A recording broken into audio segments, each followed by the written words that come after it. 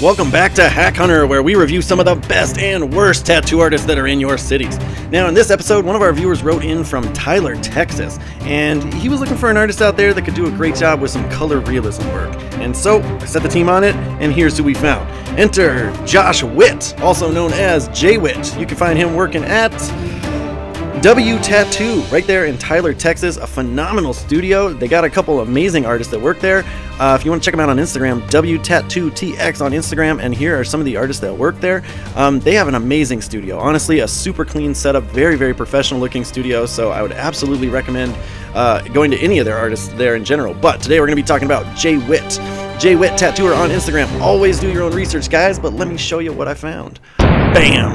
Let's talk about fast food for a second. Look at this burger. Oh my god, that is beautiful. Wow, you got the onions, pickles, lettuce, tomato. Gosh, that is just phenomenal. I can imagine a lot of artists would really, really struggle with this, and he just made it look easy. My only gripe would be that this particular client chose to put it up on their shoulder here, and you can see where the divot of their shoulder blade right there kind of causes the burger to divot. So let that be a lesson to you guys. If you're going to do any sort of realism, you want to find a flatter place on your body where it's not going to warp the imagery. Especially with portrait work, you really want it to be on a more flat area of the body, wherever you can find it. A chest plate, shoulder blade piece, just somewhere where it's a little bit more flat so you don't get this warping. But even with that warping, oh my god, he did a phenomenal job here. Makes me want to take a bite out of this guy's shoulder. Now, moving on. Most of what I saw in his portfolio was birds, actually. It was kind of strange. He had quite a few in there, and man, he's really freaking good at them. Look at this. Look at all these little tiny little hairs coming off below the beak there. Just phenomenal. This is just a really crisp, clean-looking blue jay. And I was really impressed by, he's got this painterly style. As you can tell, this backdrop here, he looks like it was painted in. Now, he did a really good job of it here. I see a lot of artists kind of miss the mark when they do these backgrounds. They think it's as easy as just putting in some blotchy colors and calling it good. But J Whitt here, he has a great way of contrasting the tones, adding complementary colors, and shaping them in such a way that your eye gets the feel that it's an out of focus background back there, as opposed to just blurry and blotchy color back there. It's not as simple as that, and he has a really great color theory way of doing it here. Now, here's another one, a Falcon, just beautiful, and I was really impressed with the way he incorporated this neo-traditional style color, or this neo-traditional flower in here, because this is just a really cool mixture of those two styles, and you can see just by this simple flower alone how well his blending comes out, how smooth his line work is. It just says a lot about him as an artist, just that simple design right there. Just amazing, amazing stuff.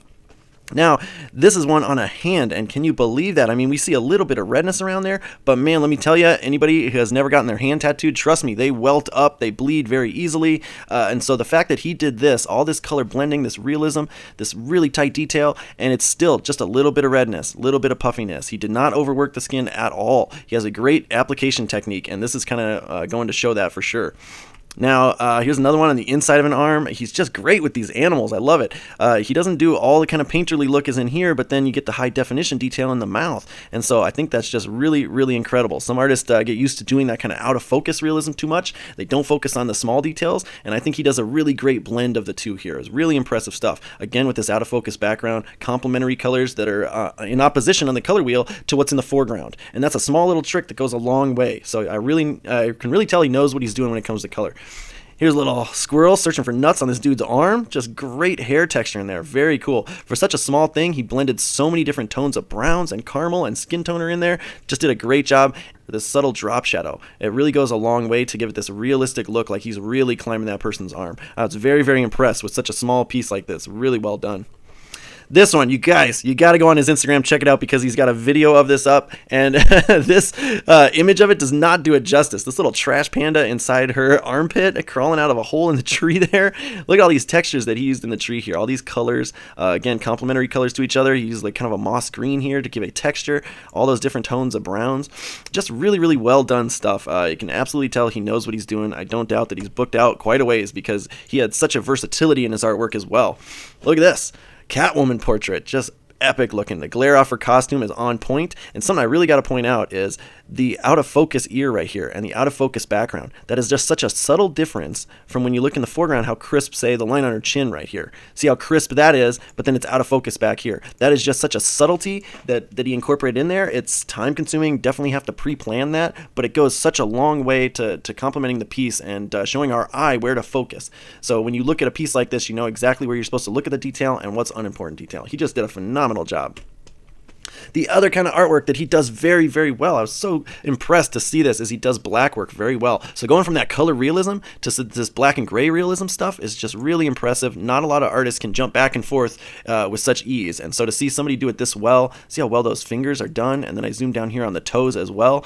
Oh man, a lot of artists struggle with those fingers and toes, especially when they're super microscopic tiny in the tattoo, but man, he nailed it. Very, very crisp, very, very clean work. And then some of this, he did some of this line dot shading, and he did a really great job with this sort of speckling in here. This is where an artist uses just their liner, they slow it down, and they create these sort of dot whips in here, and he does it really well. Look how I zoom in here as close as I can get, and the detail just gets cleaner and cleaner. You can see the flow of all of those feathers in there. That's just brilliant. That's an artist that's taking their time, caring about every single piece. Not to mention, I really like the contrast he puts in these, right? A lot of artists, especially when they're doing this sort of line dot shading, or they're doing the speckle work, it'll come out too light when it heals, but I can tell he's using rich blacks in here and concentrating his dots to create a great contrast. So that means these are definitely going to hold up over time and look clean for many, many years to come. Finally, last one I'm going to show you. I was very impressed with this puppy portrait. When a dog is all black like this, it's easy for some of that detail to get lost in the shadows, but he clarified it here very, very well. And then the detail on the collar, I love it. I've said it in past episodes before. A lot of artists might just kind of take the collar out. It's not necessary. It's not really needed for the portrait, but when you put that collar in there and you put the nice glare effects and the clean detail on there, I think it adds something to the piece for sure. So I think he did a great job again. So, Jay Whitt from W Tattoo, 100% goes on our approved list. You guys are lucky if you live there in Tyler, Texas. Go give him a visit. You won't regret it. But stick around for part number 2 of this episode, because not every artist was super great out there in Tyler. You'll see what I mean. Here we go.